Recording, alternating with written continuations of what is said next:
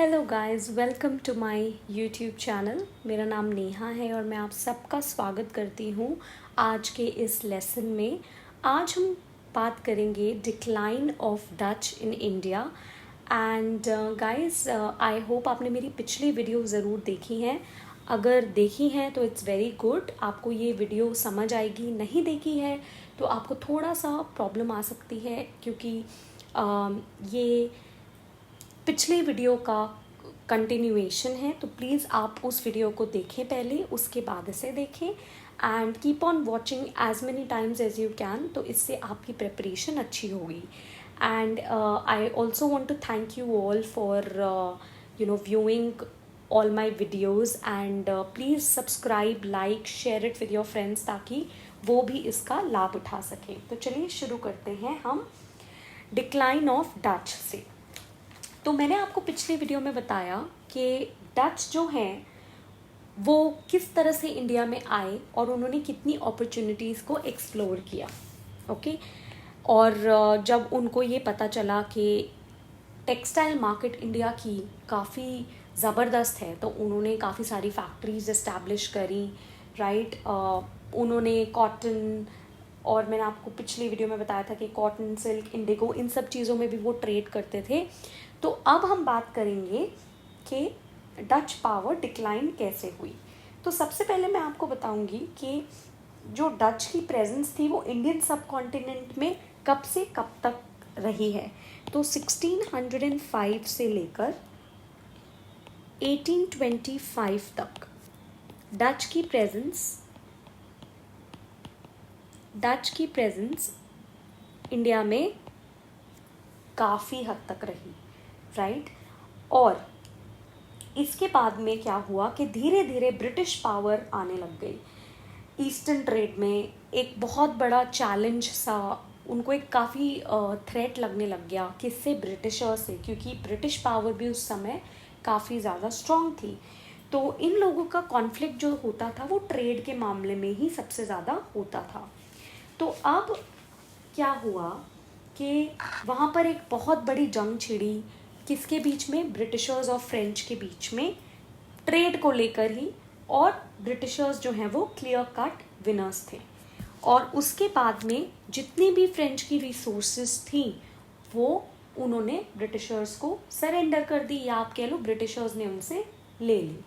Okay, और Britishers ने Dutch की जितनी भी पोजेशंस थी उन सबको उन्होंने कैप्चर कर लिया। क्लियर? तो ये था एक छोटा सा डच के बारे में। अब आज की वीडियो में मैं आपके साथ स्टार्ट करूंगी arrival of French in India. तो चलिए शुरू करते हैं। तो Britishers, sorry, my mistake, arrival of British. इसके बाद में हम बात करेंगे फ्रेंच के बारे में, राइट। तो अब हम बात करेंगे कि ब्रिटिशर्स क्योंकि क्लियर कट विनर्स थे, तो अब जब वो इंडिया में आते हैं तो क्या क्या होता है।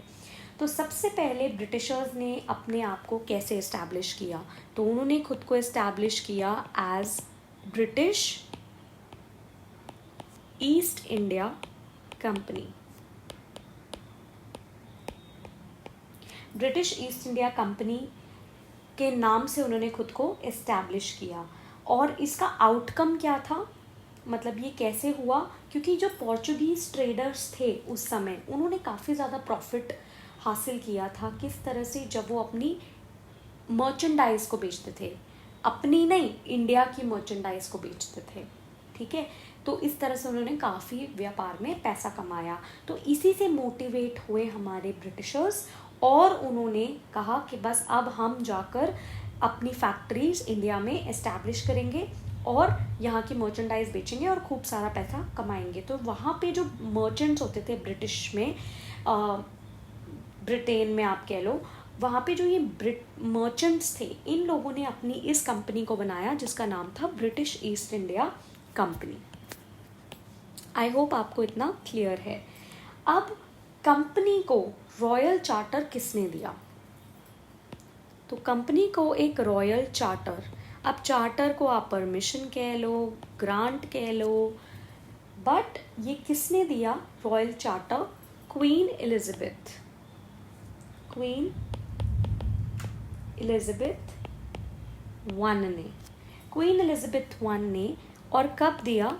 31 दिसंबर 1600 में क्वीन एलिजाबेथ ने रॉयल चार्टर दिया ब्रिटिश ईस्ट इंडिया कंपनी को, और उनको परमिशन दे दी कि आप ईस्ट में जाओ और ट्रेड करो। और क्वीन ने खुद ब खुद कहा कि मैं भी आपकी कंपनी की शेयर होल्डर हूँ। देख रहे हैं आप कितनी बिजनेस माइंडेड क्वीन थी उस समय, राइट? तो उन्होंने भी खुद को शेयर होल्डर बना दिया और उनको बोला कि आप जाओ और ईस्ट में जाके ट्रेड करो। तो अब ईस्ट इंडिया कंपनी ने किसको भेजा सबसे पहले इंडिया में, और कहाँ भेजा? तो ईस्ट इंडिया कंपनी ने सबसे पहले किसको भेजा? उनका नाम था captain William Hawkins, captain William Hawkins. So he was the first person जो इंडिया में आए, और कहाँ आए, किसके पास आए? मुगल एम्परर,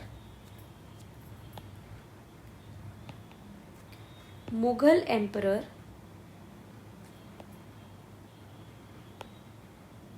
जहांगीर, मुगल एम्परर जहांगीर के पास वो आ गए। ओके, और किस लिए आए? कि उनको एक रॉयल पेट्रनेज चाहिए थी। और 1608 में लगभग ये इंसिडेंट हुआ जब उन्होंने बोला कि हमें योर हाइनेस ने भेजा है यहाँ पे अपने कुछ व्यापार से रिलेटेड, कि हम कुछ फैक्ट्रीज यहाँ इस्टेब्लिश करेंगे कुछ जगहों पर जो वेस्टर्न कोस्ट ऑफ इंडिया पर थी, और हम व्यापार करेंगे और आपको भी कुछ प्रॉफिट देंगे, हम भी कुछ प्रॉफिट कमाएंगे। तो ये बिजनेस टॉक्स उन्होंने करी। तो 1608 में फर्स्ट फैक्ट्री कहाँ पे इस्टेब्लिश हुई? वो जगह का नाम है सूरत। तो कई बार यूपीएससी में क्वेश्चंस दे सकते हैं, where was the first factory established by British? They can give you questions, they can give you options like Bombay, Madras, Surat, Calcutta. So you will choose Surat. ठीक है, तो सूरत में सबसे पहले उन्होंने फैक्ट्री एस्टैब्लिश करी। किसने? ब्रिटिश ने। अब आप कंफ्यूज मत होना कि डच ने कहाँ करी थी और इससे पहले पोर्चुगीज़ ने कहाँ करी थी।